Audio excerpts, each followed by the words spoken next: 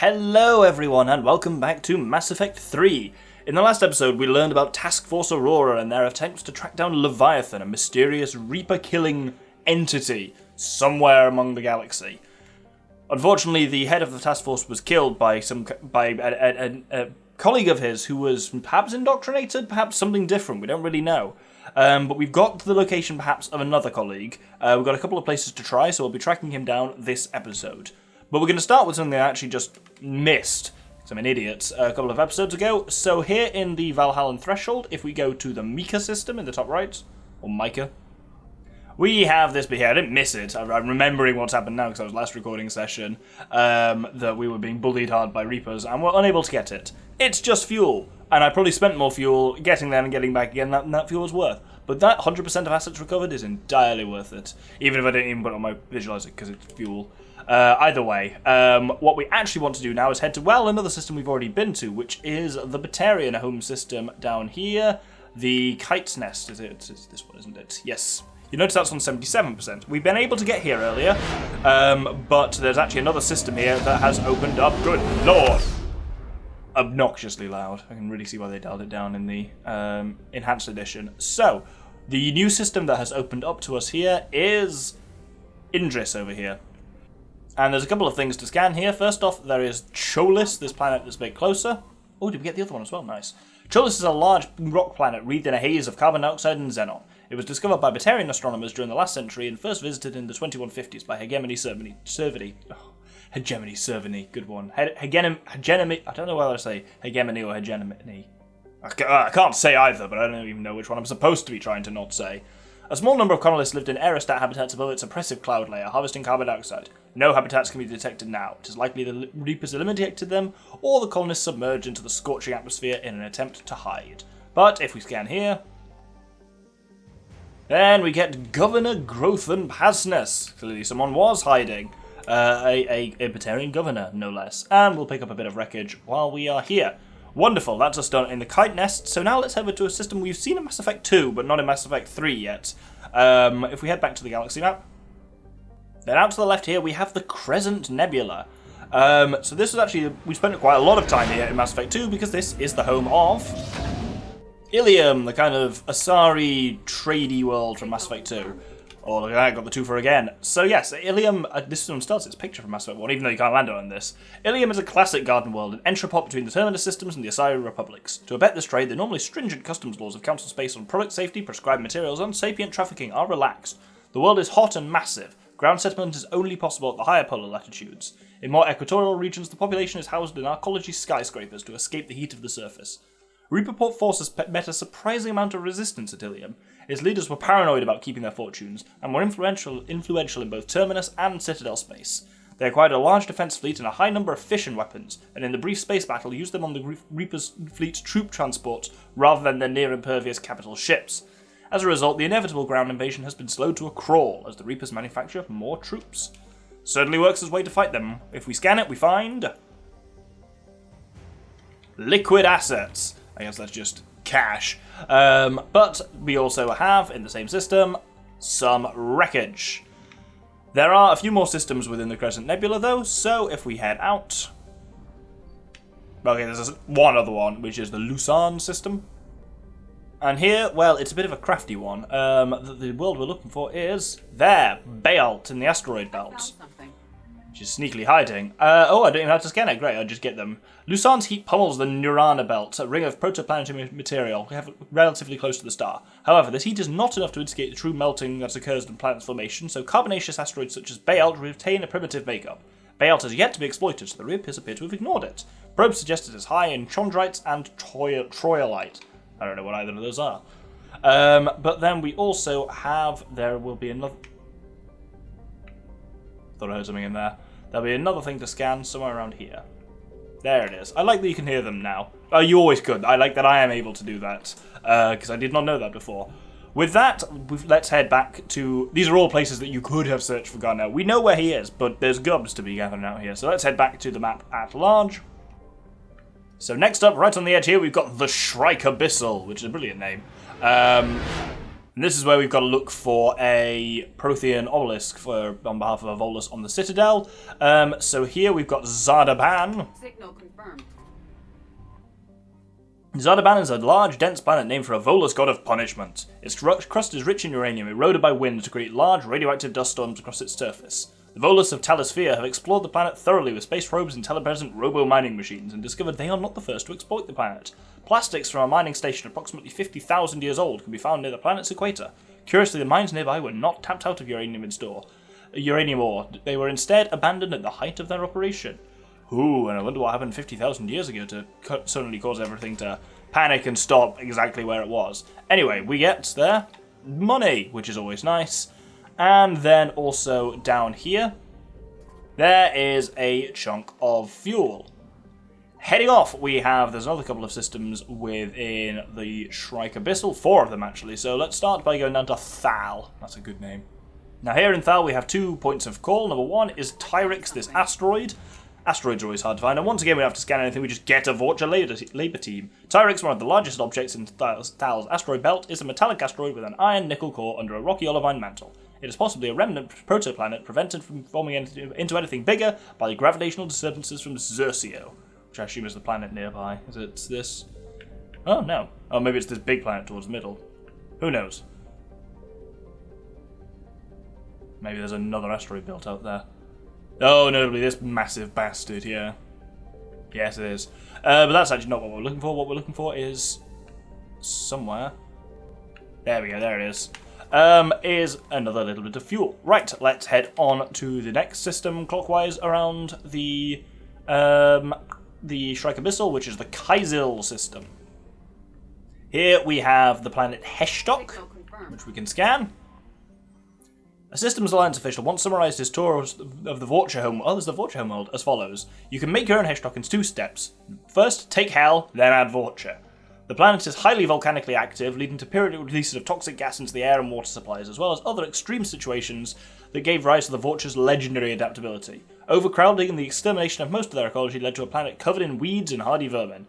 The Vorcha do not have a recognised single government that would allow them membership in any galactic league. Alliances between bloodlines are tenuous at best, and the Vorcha's short, violent lives ensure there are few lasting institutions. The Reaper invasion of Heshstock encountered little formal military resistance, but the harvesting process is slow. Destroying neighbouring cities fails to intimidate Vorcha, who become submissive only if physically dominated in person. Cutting off their water supply simply makes them adapt their bodies to get moisture from food. Allied intelligence hypothesizes that Reaper forces are not harvesting yet, instead seeking to immobilize Heshstock's population and prevent them from joining the fight for the galaxy at large. Oh, it was right there when I scanned. That was handy. And that gets to the Void Devils fighter wing. I assume that's some kind of like Vorcha fleet, which is mildly cool. And then we have some fuel somewhere. There we go. That sounded like it was there. Wonderful. And then our final system in the Shrike Abyssal is Urla Rast. So here we have some fuel at that point there, which is always nice. And our main planet of interest here is this one, Talisphere, which we heard about earlier. Talisphere is a planet capable of supporting life, if that life happens to breathe ammonia. Discovered by Asari explorers, the planet was used in a bargaining chip by the Citadel Council, who quickly drafted a colonization agreement with its wealthy client race, the Volus. The Council would fund the Volus colonization effort in return for massive trade benefits. With uncharacteristic enthusiasm, an enormous Volus influx ensued, and the Council reaped the economic benefits for a dozen years before the colonization bubble burst. The Reapers found Talisphere easy prey. The independent planet had a defense fleet only sufficient to handle small-scale actions. Its high population and industrial base, once a deterrent to war with the other Terminus system worlds, has only served to attract a larger number of Reapers than usual. And that gets the Prothean Obelisk. And with that, we are done in the... oh, bloody hell, Reapers. We are done in the Shrike Abyssal, and so before continuing actually on the hunt for Garneau, I'm going to return to the Citadel and return that to the Volus who wanted it at the embassies. I think I recovered the obelisk you mentioned from the Shrike Abyssal. It's waiting in Bay D24. Really? Thank you, Earth Clan. Were your people involved in a secret construction project of some sort, I am certain this obelisk would help. Well, he's all but directly referencing the Crucible there, but there we go. Perhaps our final assignment in the game will, like, Certainly the final, I don't think we're holding on to any of the moment ones. Yeah, we've only got these two left. Unless there's one I haven't picked up, which is possible, but I'm not sure. I'll check. But while we're here, one final thing to do, let's head over to Spectre Requisitions. And we've got a final couple of upgrades to buy here. Shotgun high caliber barrel, assault rifle precision scope, and some absurdly expensive weapons. I'll talk about these in a few episodes' time. We aren't going to be able to get all of them, because literally without having all 3 DLCs installed, there's no way to grind credits in this game. You can only get them from, like, completing missions for the first time and salvaging stuff for the first time. There is literally not enough money in the game to buy all 3 of these weapons. We may not even be able to buy one of them. We'll have to see. But with that, let's get back to the search for Garneau, back on the galaxy map. So, here up and to the right, the one that's flashing, is the Kalistan Rift, scan for Garneau. Had we not narrowed it down with a few more of those filters, there'd be 5 systems, or 3 systems that would all say scan for Dr Garneau, but we know he's somewhere in the Kalistan Rift. So we start here in Baylor, and this is an interesting one here. This planet Kalistan, there's nothing on it, actually, in this, but it's this big volcanic planet. And it was going... Do you notice it's got a massive description here? It was originally going in Mass Effect 1. Kalistan was going to be a full fleshed out plot world in exactly the same vein as Novaria and Feros. And it was going to be this kind of like wild westy mining based world, but they just ran out of time or money or whatever, and what they had for Kalistan was just very quickly smushed into Therum, which is why Therum is just very different to the other plot worlds in Mass Effect 1, and there's not really a plot world. You just do some driving and then go underground a bit, and that's it. But Kalistan, even in some of the early trailers, they show Kalistan quite extensively, but then that was all cut, which is mildly interesting. Anyway, what we want is 2 planets here. Number 1 is Bress. Oh, and we got the other thing as well there, brilliant. A member of the former belt, Bress is a dwarf planet with no atmosphere. It is, however, rich in lithium, which is integral to the heat sinks of many starships and handheld weapons. A large robo-mining operation from Kalistan once operated here, but the miners quickly abandoned the area when they learned they were in the path of the Reapers. And here we have some synth diamond heat sinks, as discussed in the little brief thing. Oh, that's a lot of Reapery stuff. Well, here's our... We fortunately got this fuel with that same scan. Useless, but I like 100%. But our real business system is over here to the right. The game does tell us which system it is. We know it's in the Isur system. Then here we've got a couple of things around here-ish. There we go. Is something that we're looking for, a little bit of fuel. But the main thing we're looking for, this is an infuriating one. You can spend ages scanning all the planets, but what we're actually looking for Garneau is, down here, an asteroid Mahavid that's surprisingly well hidden. Mahavid is a metallic asteroid in the very sparse Nahata belt. It has a high nickel and iron content in the form of camosite. The rights to mine Mahavid belong to TGES Mineral Works, who sell their products primarily to the colonists of Harvuna. A close flyby reveals light emanating from its facilities. Let's roll. So, I'm going to take a balanced squad of Ashley for fighty and Edie for tech. That was Garrus. Yeah, it's so easy to accidentally take Garrus, you know, the man's so good in so many ways. We've actually got, in a rare case as well, we've got 2 new weapons to test out, because we got them both on Horizon. So, we have got...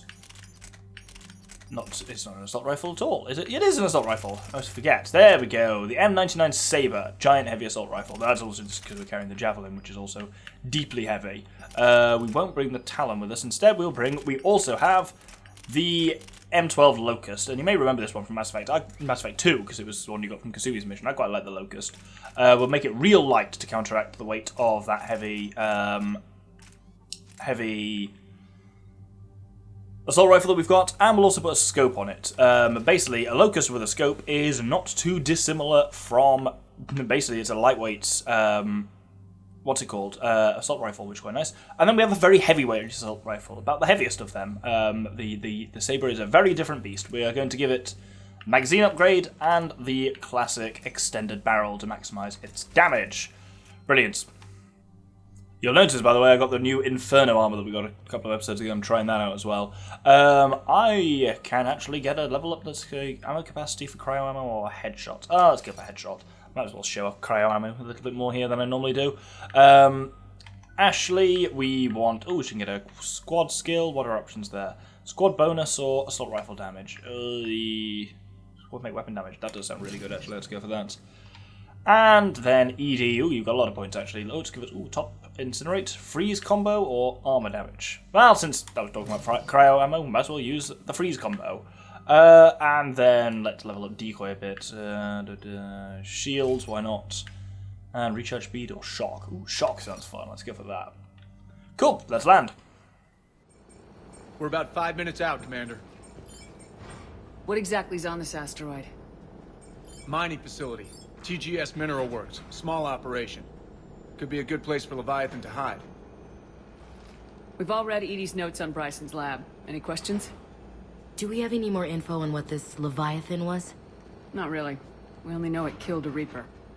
But it is Garneau, Dr. Bryson's associate, that we are looking for. Right.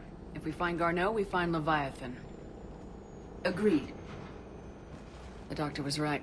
Anything powerful enough to kill a Reaper needs to be investigated. Just hope Garneau has the answers we need.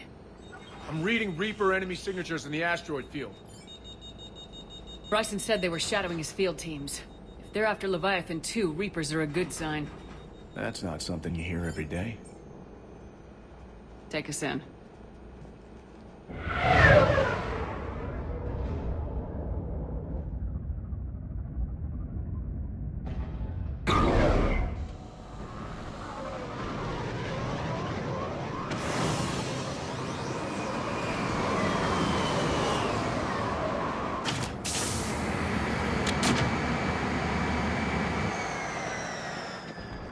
Don't go anywhere, Cortez. We'll grab this guy and be right out.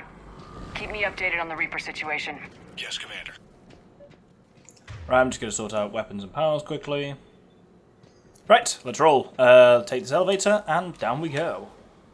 It's a cool place, this kind of like asteroid mining place with those shields that are blocking the smaller impacts. Scouting party. Sounds like the kind of party that could kill you.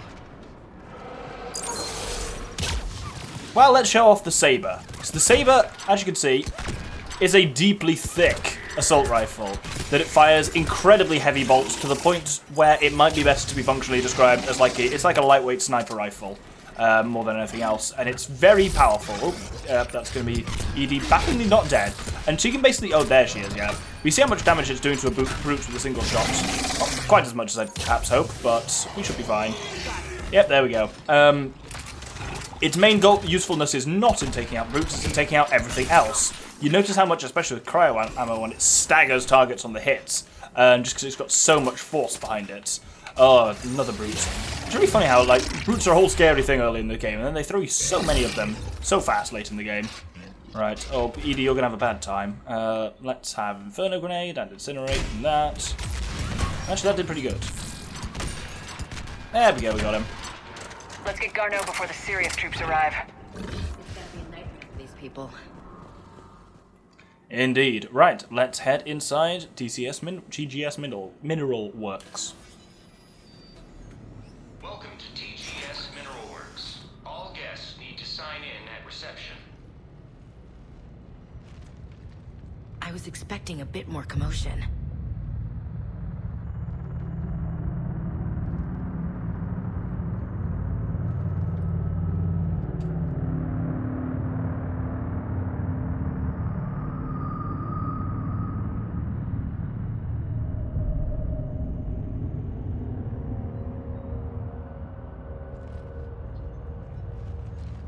I'm Commander Shepard of the Alliance. You just had Reaper troops attacking your front door.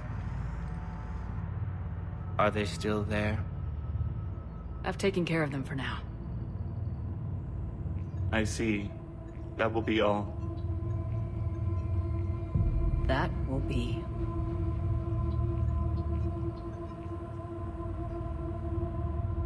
Hello? Yes. Welcome to TGS Mineral Works.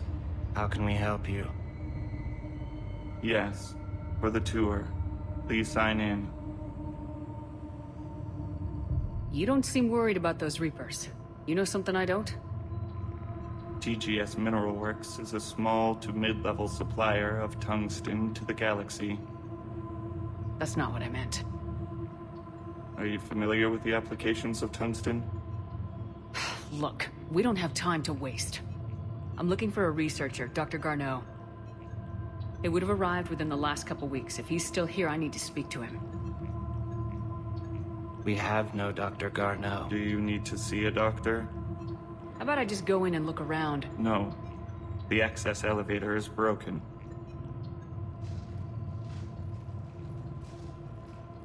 And now, we're done. Step away. Step away. You don't belong here. This is so weird. Come on. Let's look around. Carefully. Well, the game and the camera are obviously pointing us in that direction, which is deeply creepy, but let's have a little look around. The test reportedly pushed the subject past his emotional breaking point. The subject is currently in a catatonic state and being treated in hospital. All further tests planned for the subject have been cancelled. Moving forward, a new screening process will be put in place to prevent similar delays. What a strange thing to be said in a mine.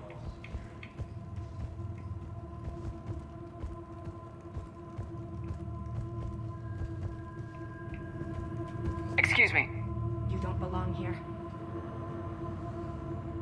Friendly as I expected. Dr. Triffin, your appeal is denied. Your resources are cut off and you've been reassigned. Clean out your office and report to Dr. Lam. There will be no further discussion on this matter. If we head up here... The people seem fearful. It is difficult to determine why. Gotta fix that elevator. I'm looking for Dr. Garneau. I don't know what you mean. And that's about all we can get to up here. If we try and use this elevator...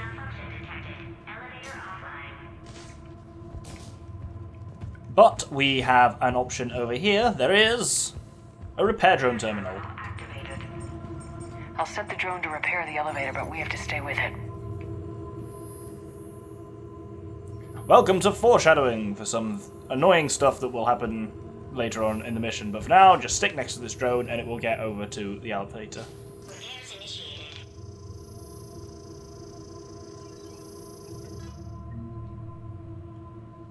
And with that, we can use the elevator. Access granted. Security log. Past 7 days. Randall, Jan, Garneau, Alex, Bragg, Stephen, Triffin, Fiona. So he was here.